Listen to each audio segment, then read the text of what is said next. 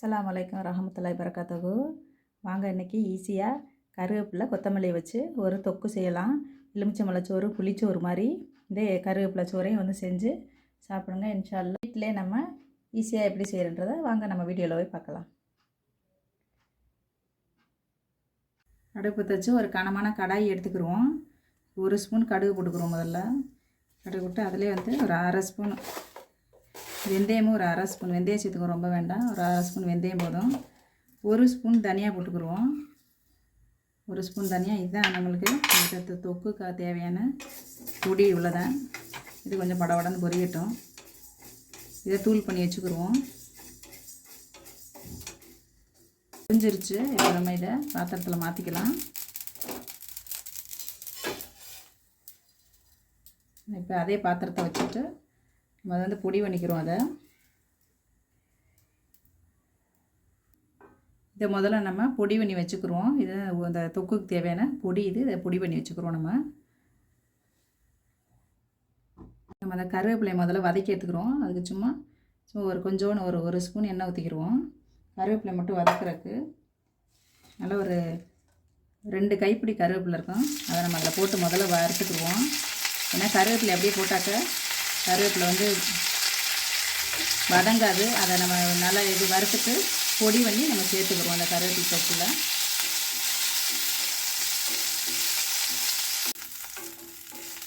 கொஞ்சம் நேரம் நல்லா வதங்கட்டும்.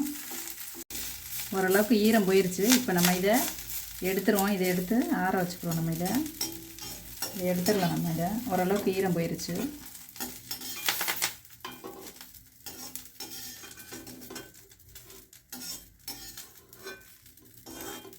இதை நம்ம மிக்சியில் போட்டு அரைச்சிக்கிறோம். இதை கொஞ்சம் நேரம் ஆறட்டும். நல்லெண்ணெய் ஊற்றுறேன். ஒரு 50 எண்ணெய்க்கு மேலே ஊற்றுறேன் நல்லெண்ணெய்.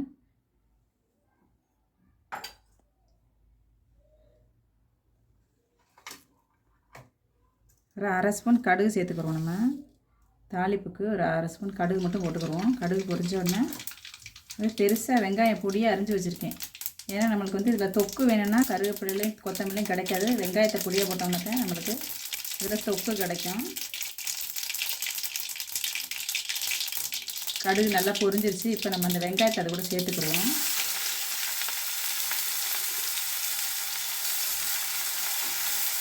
இப்போ வெங்காயம் நல்லா கொஞ்சம் ஆகட்டும். அதை முழுசாக ஒரு பல்லு பூண்டு உரிச்சு வச்சுருக்கேன். இதையும் நம்ம அது கூட சேர்ந்து வேக போட்டுக்கிடுவோம். கொஞ்சம் நல்லா ஈரப்பதம் போகிற வரையும் நல்லா வறுத்துக்கிடுவோம். நல்லா கொஞ்சம் கோல்டு கலராக கூட வரட்டும். நல்லா அது வரையும் நம்ம நல்லா வதக்கிக்கிறோம். ஐஸ் பிடி வச்சு வதக்கிக்கிறோம். எப்போவுமே தொக்கு வகைங்க செய்யும்போது கனமான சட்டியாக எடுத்துக்கிறோங்க. அப்போ தான் வந்து நம்மளுக்கு நின்று வேகம். மெல்லிசு சட்டி எடுத்தீங்கன்னா தீய ஆரம்பிச்சிடும். இது கொஞ்சம் நல்லா கோல்டன் கலராக வரட்டும். இந்த மாதிரி கலர் ஆயிடுச்சு. இந்த மாதிரி கலராக இருக்கும்போது ஒரே ஒரு காஞ்ச மிளகா ஒன்றேன்னு போட்டுக்கிடுவோம். சும்மா வாசத்துக்கு தான் அது. போட்டு ஒரு 2 நிமிஷம் கிண்டிட்டு நம்ம இப்போ கொத்தமல்லி அரிஞ்சு வச்சுருக்கேன். பொடியாக அரிஞ்சு வச்சுருக்கேன். அந்த கொத்தமல்லியை நம்ம அது கூட சேர்த்துக்கிடுவோம். நல்லா ஒரு கைப்பிடி கொத்தமல்லி நல்லா பிடிச்சபடி நல்லா வெறும் இலையை மட்டும் அரிஞ்சு வச்சுருக்கேன். அதையும் அது கூட சேர்த்துக்கிறோம். நம்ம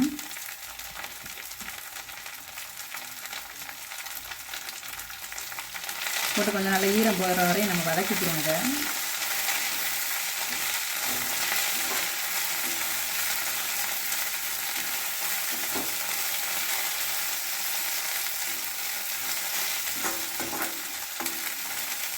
கொஞ்சம் நல்லா அந்த தண்ணியெல்லாம் நல்லா போகட்டும். ஏன்னா நம்ம அலசி வச்சுருக்கோம். சலசலப்பு அடங்கட்டும்.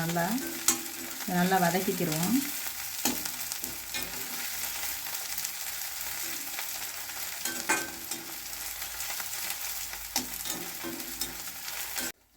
நம்ம அந்த கருவேப்பிலையை அரைச்சிட்டு வந்துட்டேன். இந்த கருவேப்பிலை கூட இந்த மாதிரி அரைச்சிக்கிறோங்க. அதையும் கூட நம்ம சேர்த்துக்கிடுவோம். இதையும் கொஞ்சம் நேரம் நல்லா கிண்டிட்டு இதுக்கப்புறம் இதில் நம்ம அந்த புளியை ஊற்றிடுவோம்.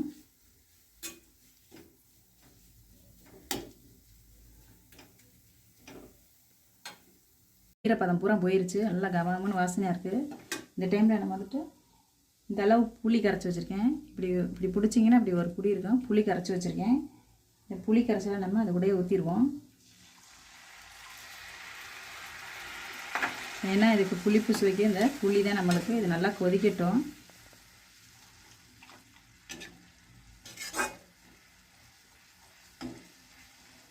இதை கொஞ்சம் நல்லா இந்த புளி வந்து கொதித்து நல்லா எண்ணெய் பிரிஞ்சு வரட்டும். அது வரையும் நம்ம கொதிக்க விட்டுருவோம்.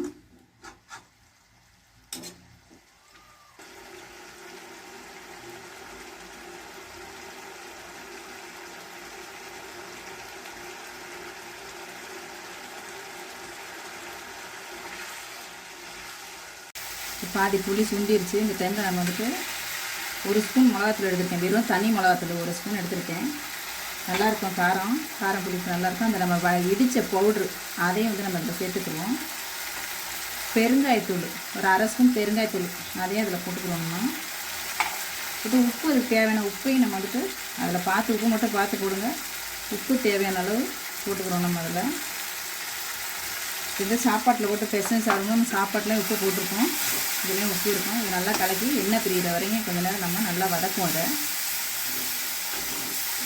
நல்லா சட்டியை விட்டு இப்படி தனியாக இப்படி வந்துடும் எண்ணெய் பிரிஞ்சு. இந்த அளவுக்கு நம்ம இதை நல்லா வதக்கிக்கலாம்.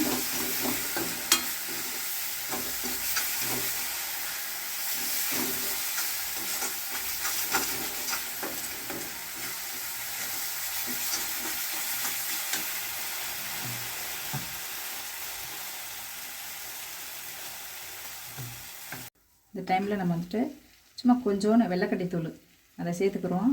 கண்டிப்பாக இதை சேர்த்து செஞ்சு பாருங்கள், ரொம்ப நல்லாயிருக்கும்.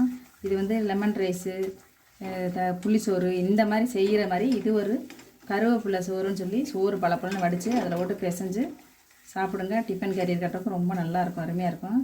நல்லெண்ணெய் வந்து ஊற்றி செய்யுங்க. அது வந்து கருவேப்பிலை சூடு, அதனால் நல்லெண்ணெய் நம்ம சேர்த்துட்டா உடம்புக்கும் நல்லது, சூட்டையும் தணிக்கும். அவ்வளோதான், நம்ம தொக்கு ரெடி ஆயிடுச்சு.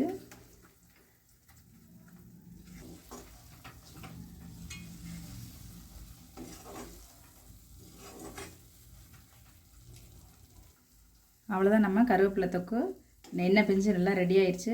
அடுப்பை ஆஃப் பண்ணிடலாம்.